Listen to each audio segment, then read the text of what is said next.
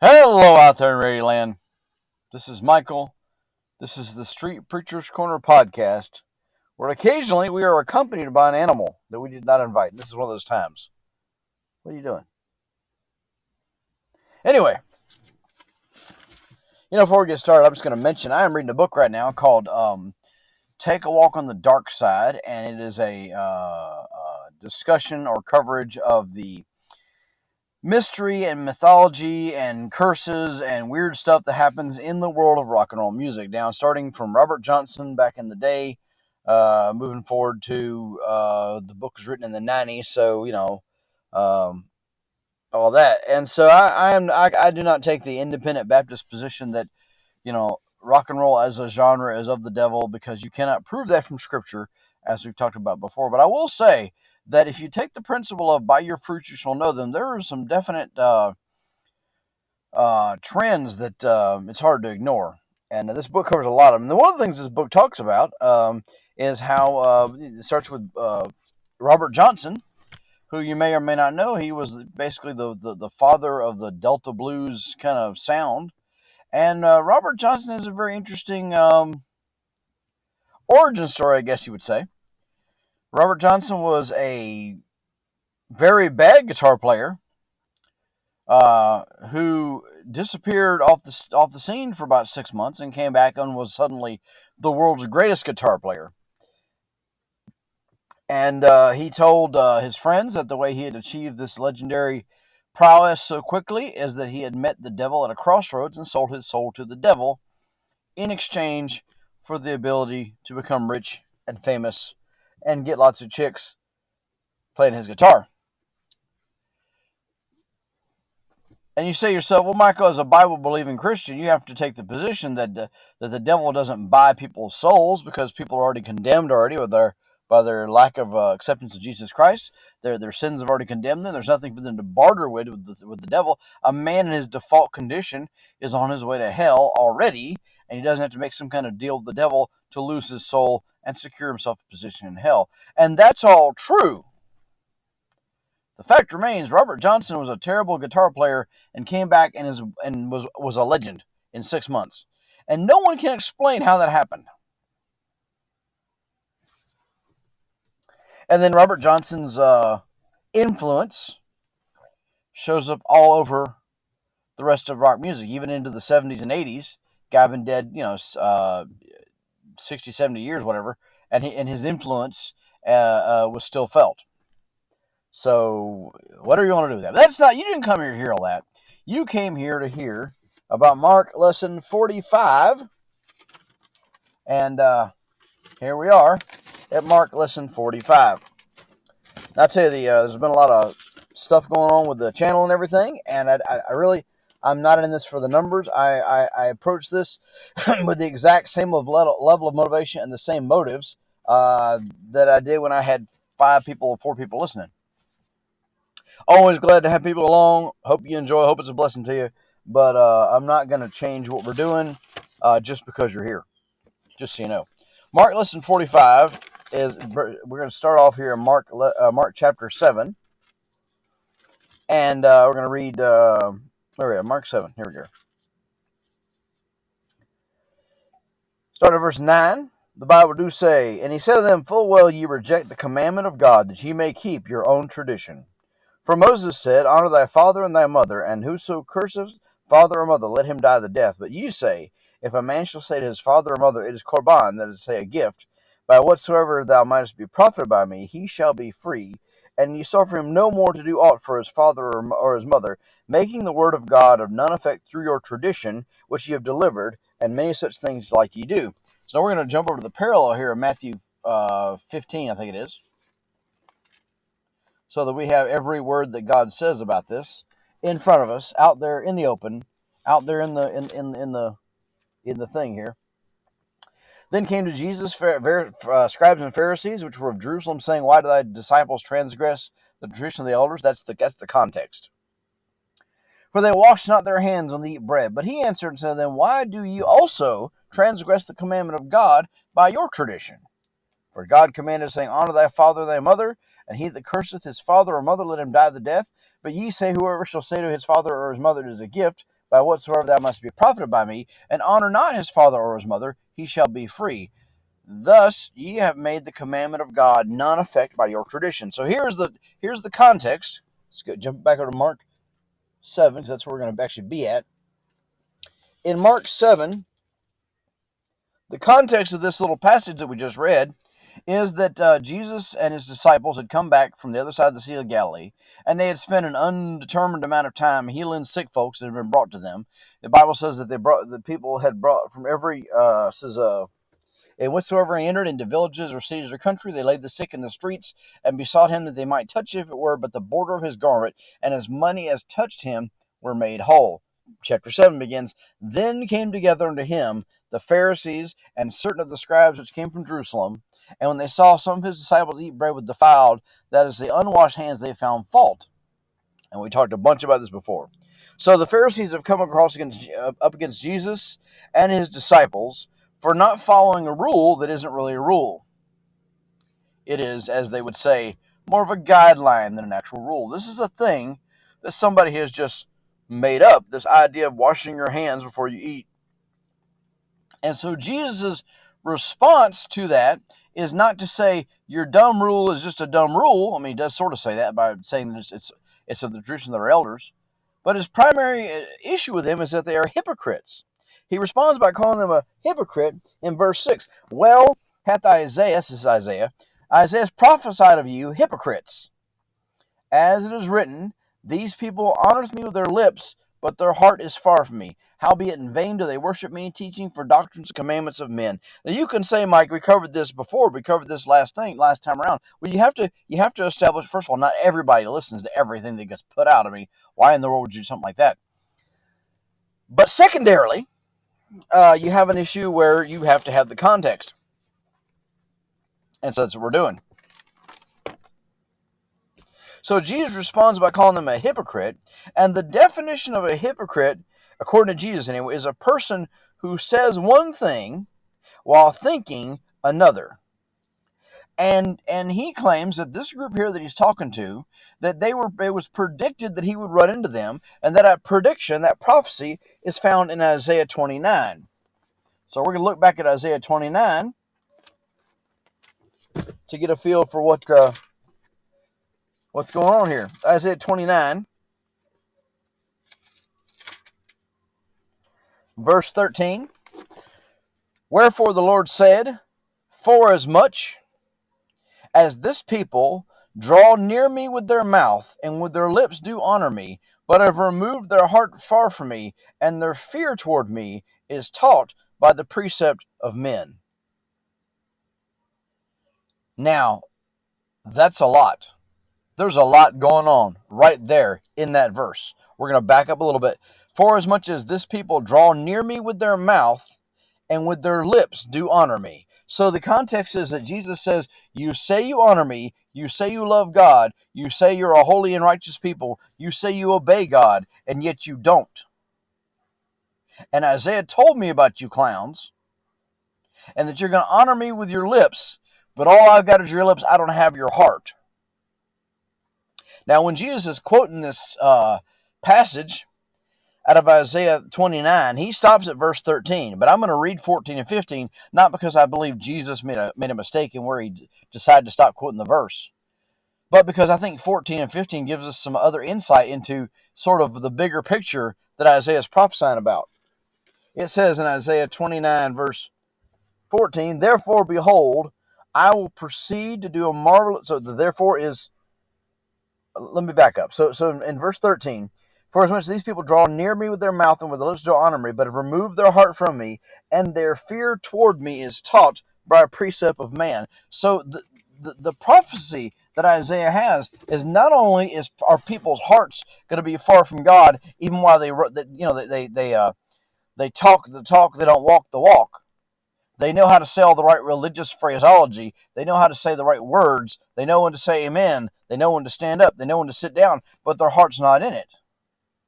But Isaiah goes a step further in his prophecy, or his characteristic describing these people, and then he says that the fear of God is taught to them not by God's word, but by precept of man. So these men, the Pharisees, that had arisen, as I said before, in as a sect, as a group between the close of the Old Testament and the opening of the New Testament. These people had erected this entire system of rules and guidelines and commentaries and thoughts and opinions about things, and they had begun to teach those things as if they were doctrine, as if they had come right down from God. And God's issue with that, when he talked about it in Isaiah, was that men would fear God, but men would fear God for the wrong reasons. And men would fear God with the wrong motives, which is why it says, your heart is far from me. When your heart is far from somebody, you can do the right thing for the wrong motive. And that's certainly a thing you have to be careful of in the ministry. Certainly a thing you have to be careful of in street preaching. That's certainly a thing you have to be careful of in church life in general, is doing the right thing for the right reason. Because you are just as capable as a Pharisee of honoring God with your lips and your heart being far from him. I've wondered sometimes, because for decades now, I've received very good instruction, and I've been very diligent, and that's not a braggadocious statement to make, it's just a statement of fact. I've been very diligent to study the scriptures and to apply myself and to apply myself to ministry. And if I stopped doing those things, I wonder how long it would take for people to notice. Because church life involves a certain amount of muscle memory, so to speak. And you could be sitting in a church house, and you could be fellowshiping with the saints. You can be there when the fellowshipping of the saints is going on, and you can be a million miles away. And if you've never been there, well, stand by. It's going to happen eventually. The human heart is a terribly fickle thing, and it is so easy for us to have the wrong motives. It's so easy for us to play the game. It's so easy for us to put on a show. And according to Jesus, that's what these guys were doing. But what had contributed to them putting on a show was the fact that they'd come up with all these rules that weren't really rules. They were just ideas that somebody came up with. One of those ideas, back to Mark 6, one of those ideas was the washing of your hands all the time. Verse 3, for the Pharisees and all the Jews, except they wash their hands oft, eat not, holding the tradition of the elders. And when they come from the market, except they wash, they eat not. And many other things there be, which they have received to hold, as of the washing of cups and pots, brazen vessels, and of tables. So we talked about that last time. That was the thing that they did. And when Jesus looks at that situation, there's a couple things going on. Let's look at verse 10. For Moses said, honor thy father and thy mother, and whoso curseth father or mother, let him die the death. Now, this is a quote from Exodus 20, from the Ten Commandments. And so we're going to see here in a minute that when Jesus cites the Ten Commandments, he defines honor. There's lots of different ways you can honor somebody, but one of the ways that an Old Testament Jew was supposed to honor their parents was they're supposed to take care of their parents when their parents were old and feeble and unable to take care of themselves. And we're going to get back to that here in a second. But just keep that in mind. So a hypocrite is someone who says one thing and thinks another, or says one thing and does another. And when Jesus is looking for a go-to example of that, he points out this interesting little practice that these guys have. Now, but we're gonna back up a little bit even further from that, because we're just gonna focus and zero in on hypocrisy as an idea and hypocrisy as a concept. Because I don't have a bunch of Old Testament laws hung around my neck, but what I do have is I have a heart that is capable of hypocrisy. And so if I'm going to take this passage that has been preserved for my edification and given me for an ensample, and I'm going to find some sort of usefulness out of it, some sort of application out of it, I've got to find some way that it actually, applies to me. So we're going to pick up one of the great biblical passages regarding hypocrisy, which is Matthew 23, and where you see the meek and gentle Jesus, the little lamb from Galilee, shucking the corn, as the expression goes in the South. Jesus has some opinions about some things here in Matthew 23. And it is one of the great chewing outs of the Bible in Matthew 23.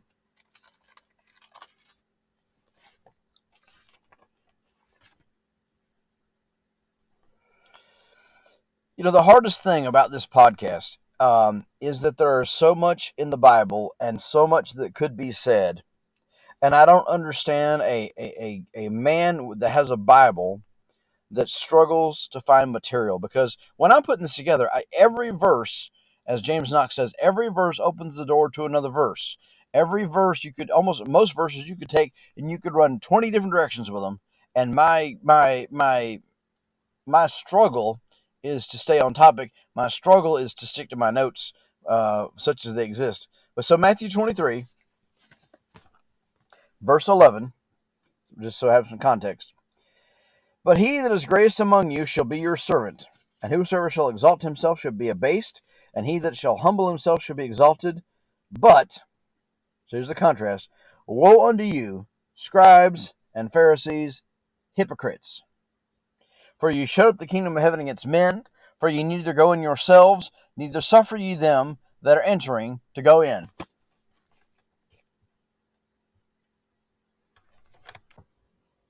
Now, as I was saying, what you guys don't see on this end is, through the miracle of the pause button, I had to take a quick dash to go address an issue that was happening, and then now here I'm back. I'm trying to find my place. So we just read Matthew 23, verse 11 and 12 and 13. And according to Jesus, it is one thing to reject light for yourself, but according to Jesus, it is even worse to hide the light from somebody else. And when Jesus looks for an example, when he says you're a hypocrite, that's the behavior that he calls hypocrisy. So, for example, we're on a street corner. This happens to us a lot. We're on the street corner preaching, and somebody will come by, and there'll be an adult in the front seat, and there'll be a child in the back seat. And because everybody or most people's cars, unless you're a dinosaur like me, your windows roll down, with the touch of a switch, you can see the. So we'll be preaching, and the adult will be ignoring what we're saying, or attempting to pretend they're ignoring us, and the child in the back seat will roll down the window so they can hear what we're saying. And the parent will roll the window back up from the front seat, and the child will roll the window back down from the back seat, and the parent will roll the window back up from the front seat and hit the lock button. You can watch all this. If you pay attention at a red light when you're preaching, you see a vast spectrum of humanity on display. So according to Jesus Christ, that sort of behavior is a very peculiar and very specific type of hypocrisy. For ye shut up the kingdom of heaven against men, for ye neither go in yourselves, neither suffer ye them that are entering to go in.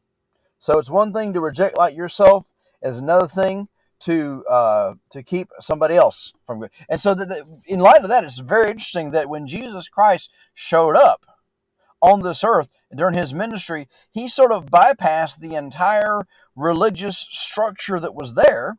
He bypassed all the important people, quote unquote important people that had managed to find a way to make a living off the ministry, and he took his ministry directly to the common people. Why? Because these guys that were the Pharisees and the scribes and all those guys, what they had done is they had erected a system that kept people from getting to God.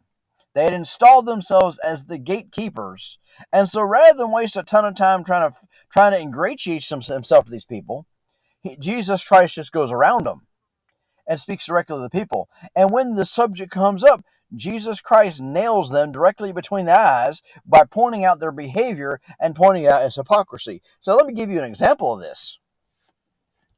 I went down to an event. Oh, this was several years ago. This is before COVID, so however long ago that was for you. And there was this Christmas event in downtown Fernandina Beach, Florida, and it was called Dickens Christmas on the Square or something. And it was this Charles Dickens Victorian England themed festival thing. And they had people dressed up, in the old-timey clothes, and they had people, it was all, and they had people dressed up as various Dickens characters from the Christmas Carol story that Dickens wrote. And so what I did, if you've ever seen the thumbnail photo from the early days, early podcasts here, that picture was a costume that I put together specifically to go preach at that event. Because street preachers are, you want to have authentic Victorian. It's so bizarre to have an authentic Victorian Christmas in Florida, where it's 85 degrees and people got top hats on and long scarves and long wool coats and they're sweating to death. But it's a costume thing, so everybody's gonna do it, right? So I had my top hat and I had my little tie and I had my little fancy shirt and I had my long black coat and I had myself an actual soapbox. And so I was going to, give them a dose of the old school, authentic Victorian. And I cannot preach with an English accent, so I'm not even going to try. But I'm going to go down there. I'm going to do what people did back then. So I go down to the festival, a place in a town that I preached a bajillion times before. And I set up my little soapbox, and I got on top of my soapbox, and I began to preach. And I wasn't there 3 minutes, man. The lady who was in charge of that festival, well, somebody went and got her. And she got up and she said, "You can't be doing this here." And this is a conversation we have, a dozen times a year. So I know how this conversation is going to play out. But this lady told me that I couldn't be doing that. That this was a thing, and we can get into all the legality of that. I was well within my legal rights to be there. She was in the wrong. I was in the right because I know what I'm doing. Well, anyway, so I said, I was talking to her about, the gospel and what they're doing, and this woman gives me her Christian testimony. She tells me about when she got saved. She tells me where she goes to church. She tells me all this stuff. As she's telling me, if you don't leave here, I'm going to have you arrested. She's telling me what a good Christian she is. As she's threatening me with jail time. Okay? So I asked her, I said, what? I said, these people that are walking by, some of them were lost. You and I agreed on that? She goes, I do agree. I said, what happens to those people if they never hear the gospel and they die in their sins? What happens? She said, they spend an eternity in the lake of fire. I said, right. I said, ma'am, and her thing, she was in charge of the festival. I said, ma'am, do you understand that by trying to get me to leave, you are standing in the way of the gospel being preached, and you will stand before the Jesus whom you say you love, and you're going to give account of this night where you kept people that you and I both agree are lost from hearing the gospel. And she said, I get that, I understand that, and I agree with that. But if I don't make you leave, I'm going to be in trouble with my boss. See, according to the scriptures, according to Jesus, that woman is a hypocrite.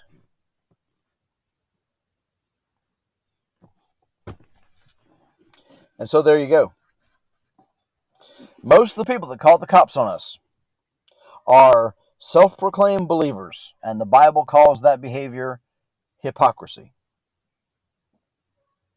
Look at Luke 11 real quick. We probably won't get through this entire lesson that I have laid out because I am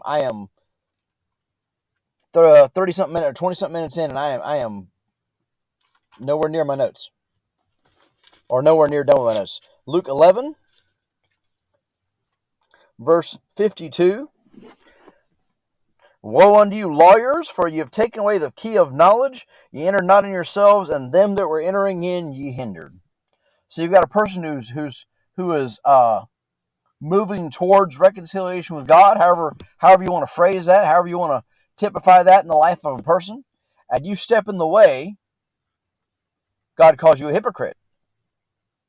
It's interesting. It's interesting. Let's back to Matthew 23, verse.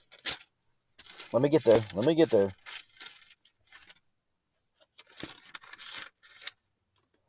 Verse 14. Woe unto you, scribes and Pharisees, hypocrites! For those people think Jesus Christ was just a nice guy, went around patting little kids on the head. He calls these guys hypocrites 1, 2, 3, 4, 5, 6, 7, 8, 9 times, I think, in the next 15 verses. He calls them blind guides. He calls them fools. He calls them compares them to all sorts of things.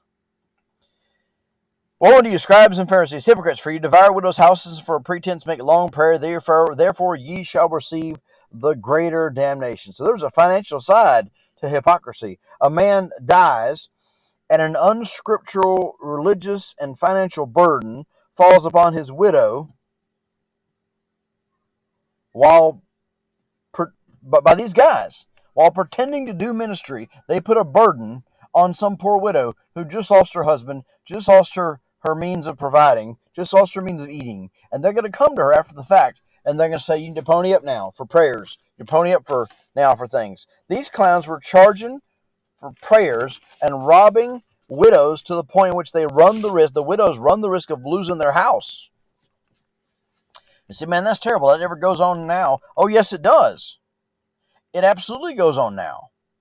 If you don't believe me, take a good look at the purgatory scam of the Roman Catholic Church. I mean, this guy, the Vatican, and all its little subsets there.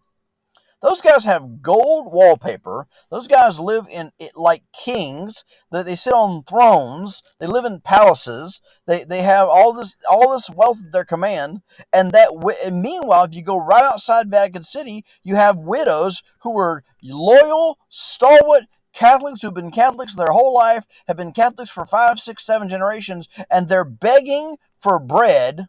While 3 miles away from where they're begging, there's a guy sitting in a room with gold wallpaper. And he got that way over centuries of extorting the other lady. Opulence, man, just opulence.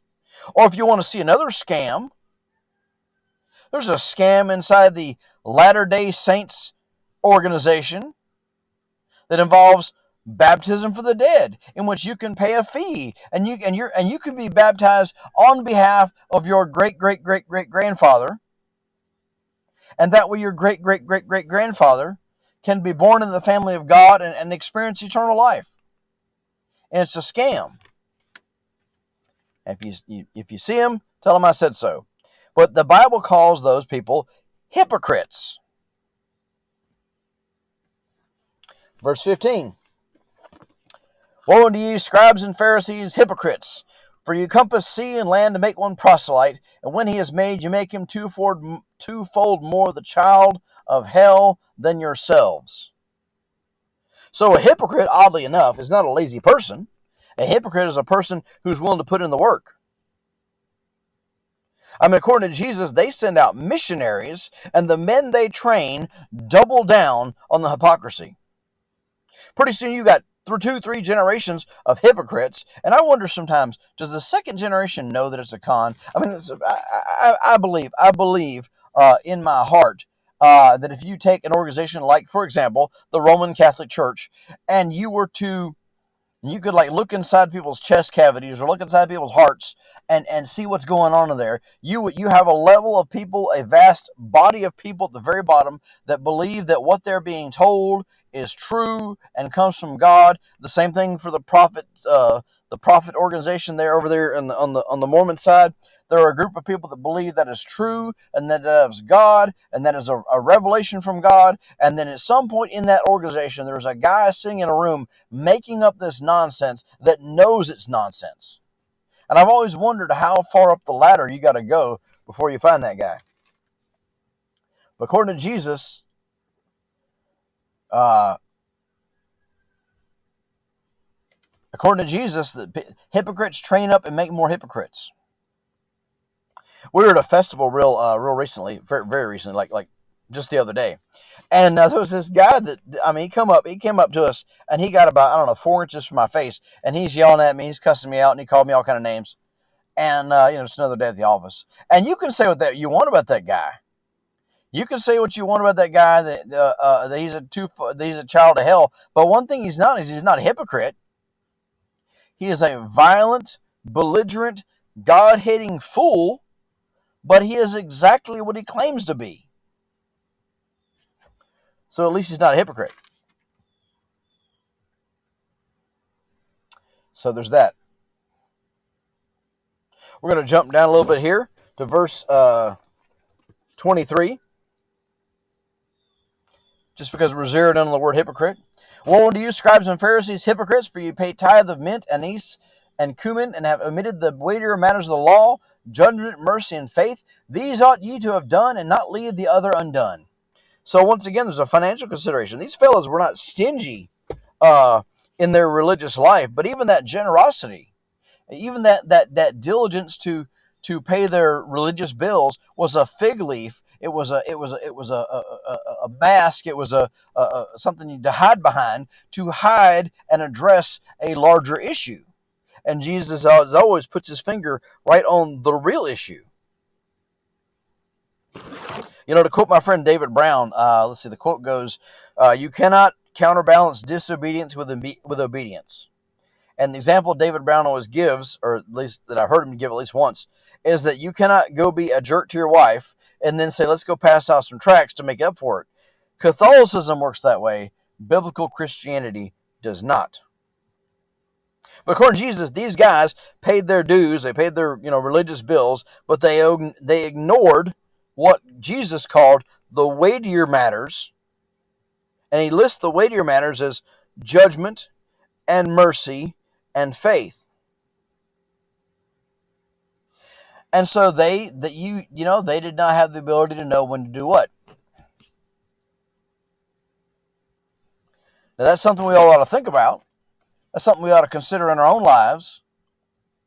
Are we obeying rules and forgetting the spirit behind the rules? Something to think about. Verse 24. I'm gonna have to wrap this up early. We're gonna get to this though. Ye blind guides, which strain a gnat and swallow a camel, woe unto you, scribes and Pharisees, hypocrites! For ye make clean the outside of the cup and of the platter, but within they are full of extortion and excess. Thou blind Pharisee, cleanse first that which is within the cup and platter, that the outside of them may be clean also. Woe unto you, scribes and Pharisees, hypocrites! For ye like unto whited sepulchres, which indeed appear beautiful outward, but are within full of dead men's bones, and are of all uncleanness. Even so, ye also outwardly appear righteous unto men, but without ye are full of hypocrisy and iniquity. Verse 24 to 28 really needs very little comment, except to say that it sort of dovetails nicely with the hand washing issue. Because the hand washing issue is, oh, look at me, I'm washing my hands, I'm clean. Oh, look at me, I've handled this money, I'm dirty. I'm washing my hands, I'm clean. Oh, look at me, I'm washing my plate, I'm washing my table, I'm washing my cup, I'm washing my bowl. Everything's clean. Everything is, it looks good on the outside. And Jesus Christ said, inside, you're rotted to the bones.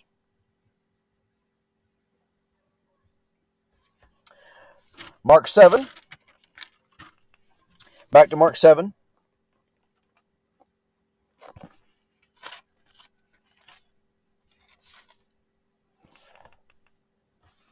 And he said unto them, full well ye reject the commandment of God, that ye may keep your own tradition. So when Jesus gets ready to kind of, throw down these fellas, with these hypocrites, he leads with the extra biblical tradition that they had conjured up, called Korban. Now, let me read it again.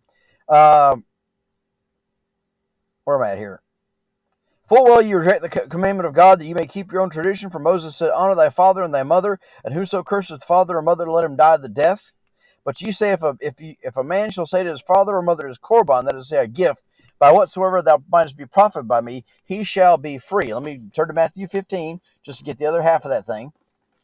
It's the reason God gave you more than one gospel, and you should read all four of them, whenever possible. But ye say, whosoever shall say to his father or his mother, is a gift, by whatsoever thou mightest be profited by me, and honor not his father or his mother, he shall be free. Thus ye have made the commandment of God of none effect by your tradition. So this is not a this word korban. This is the only time that word shows up. So I had to look outside the Bible for some details. And when I was putting together my notes, I ignored any details that didn't line up with the text I had in front of me. But it looks like that the korban was a sort of one of these extra biblical practices they'd come up with. And the idea, the commandment of God was for men to take care of their parents, his elderly parents, and under the church age, that falls under the church. It falls upon the church under some very specific conditions. Another sermon for another time. But the scenario that Jesus lays out with this korban practice is you had a man with a very high net worth and aging parents. And his parents had taken care of him when he could not take care of himself.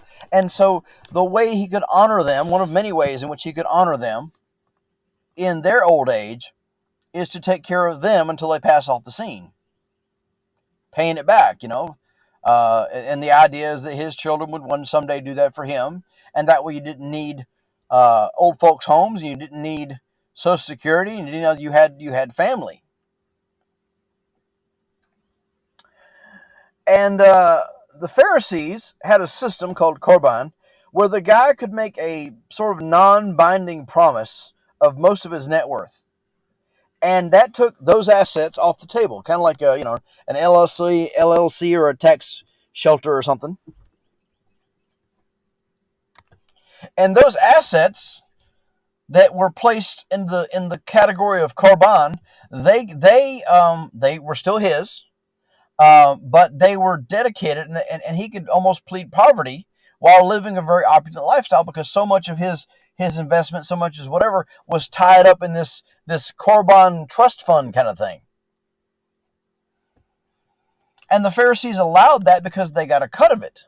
Whether the man ever delivered all of the korban money to the temple, the Pharisees got a cut for setting the thing up. So it's a very lucrative practice for them.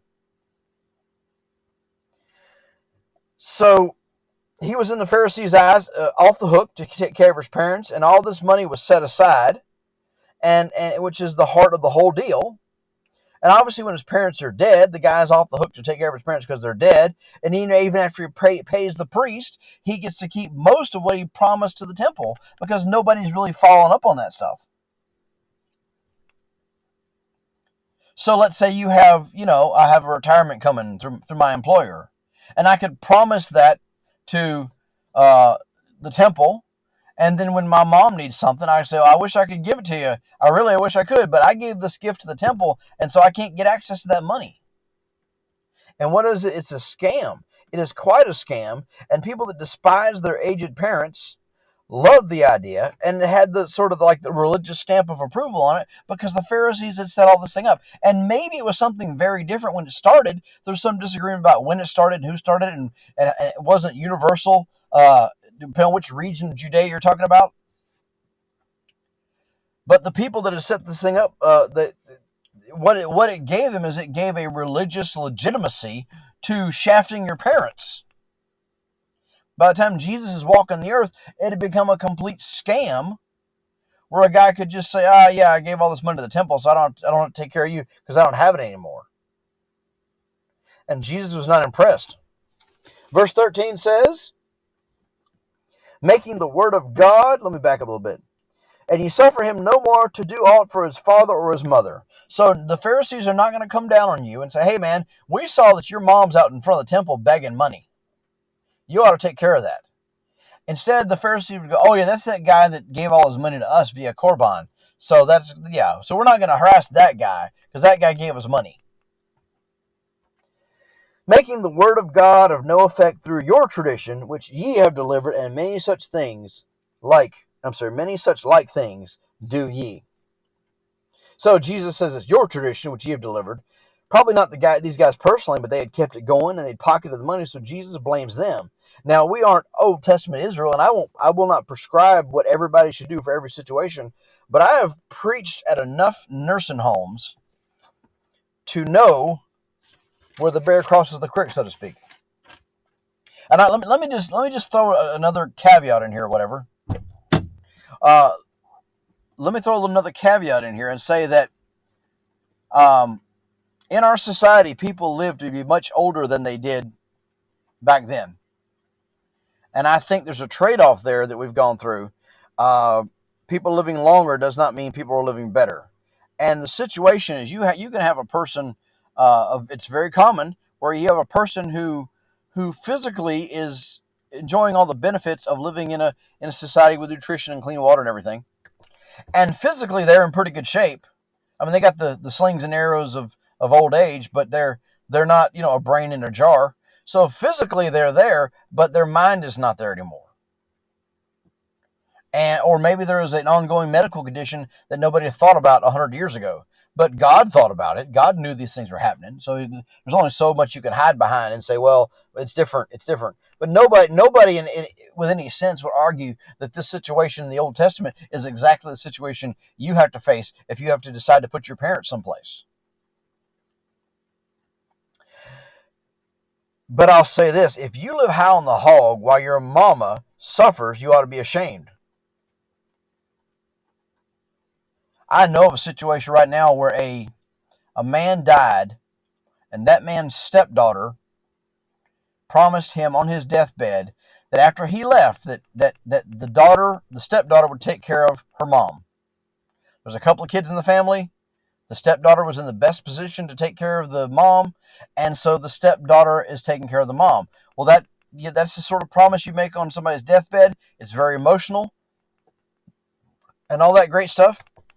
And now this stepdaughter, mom has gotten old and cranky and mean. She's turned into a mean old woman. And stepdaughter is taking care of her, and stepdaughter is putting up with her, and stepdaughter is allowing this one to be a disruption to stepdaughter actually having a life. And so the stepdaughter asked me, what do you think I should do? And I said, I think you made a promise to a dying man, and I feel for you. But scripturally, I think you're going to be rewarded for doing what's right. And in the meantime, it's just really hard. I mean, there are times where God expects you to cheerfully endure a very temporary inconvenience or a very temporary bad situation. I mean, when you're a child, you're expected by God to obey your parents, even if they're chuckleheads, because you won't always be under their authority. And so it is a very temporary situation that you find yourself in, and you won't be there forever. And so God says, honor your parents, obey your parents, child, and in doing so, you're obeying me and honoring me. Okay? Okay, so it's the same thing with an employment situation or a slavery situation where servants are told to be obedient to their masters. Why? Because you won't always be under his authority. You will not always have that obligation. But in the meantime, you should cheerfully endure a temporary inconvenience or a temporary hardship. And God looks at that as this is the way you're honoring me. Wives and husbands, your husband may be a chucklehead. Your wife may not be all she ought to be. But you are commanded to live a certain way among them and with them, because doing so is obedience to God. And God acknowledges the difficulties of that. God understands this situation, that situation. God understands it, and God intends to honor people who honor him. God intends to honor people who honor him by their obedience under temporary situations. So there's that. Now I'll tell you, I will not claim to prescribe what everybody should do under every situation, but I will tell you very quickly here how we handled my father-in-law. So when I met my wife, her father had a head injury, and I'm talking like I've got a head injury. He had a head injury, and he was in a facility, a care facility, when I met her. And she was diligent to go see him, and she was diligent to tend to his affairs for him, and she was diligent to be the best daughter that she could be for him, and he was diligent to be the best father he could be for her. But he had all sorts of issues and all sorts of mental instabilities because of his head injury, and I can tell you before the Lord, that man did the best he could to be a father to her, but what he couldn't do is live on his own. So we were living in California, and I knew we were not going to stay in California because why in the world would you? And so when I told my wife, I said, we're going to Georgia. I'm going to marry you. We're going to go to Georgia, and we're going to raise a bunch of youngins out in the middle of nowhere. And so far, so good. And we went to her father, and I looked him in the face like a man, and I said, I'm going to marry her, and we're going to go over here to Georgia, and you are at liberty to stay here in this facility if you want to. But honestly, I don't know when we would get to see you again. So my heart's desire is for you to go with us. And we will figure out some way on the other side of the country to make this work, where you can be around your grandkids that are going to be on the way, and you can be around us, and you can be around us for the rest of your life. And that was the way we sought to honor him. So we brought him out here, and we went through a wide variety of scenarios trying to find something that would work for him.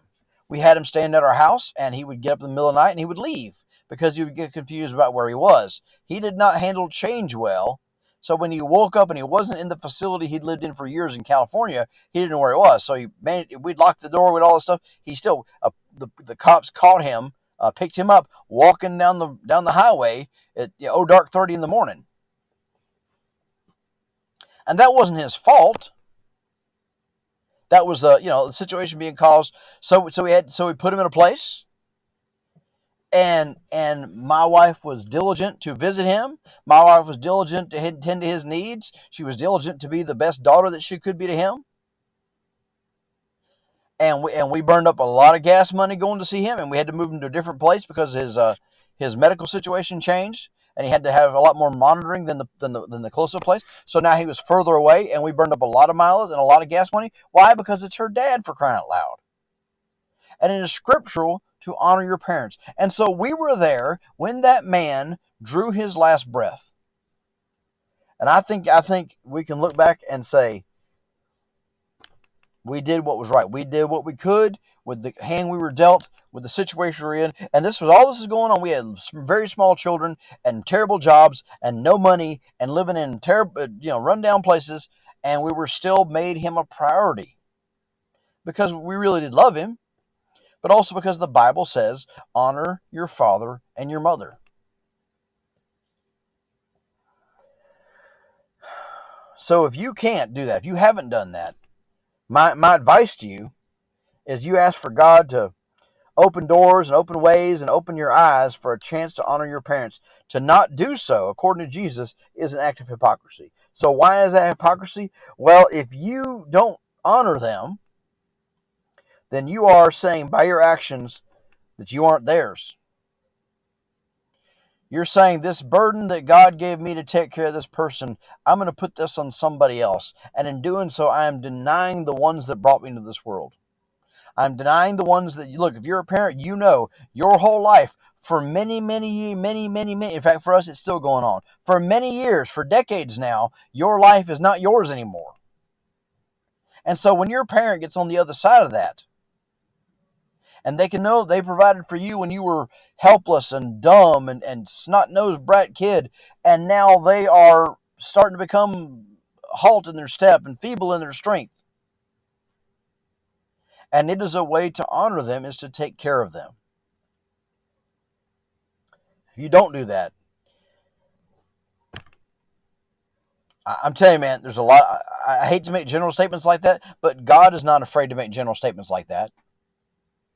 And I know there's a million different situations and a million different things going on, but God also knows about those situations and all the scenarios. And God still says, honor your parents.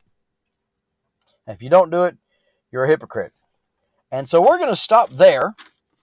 Thank you for listening. This has been Michael, Street Preacher's Corner, all that jazz. Tell your friends, tell your neighbors, and I will see you on the other side.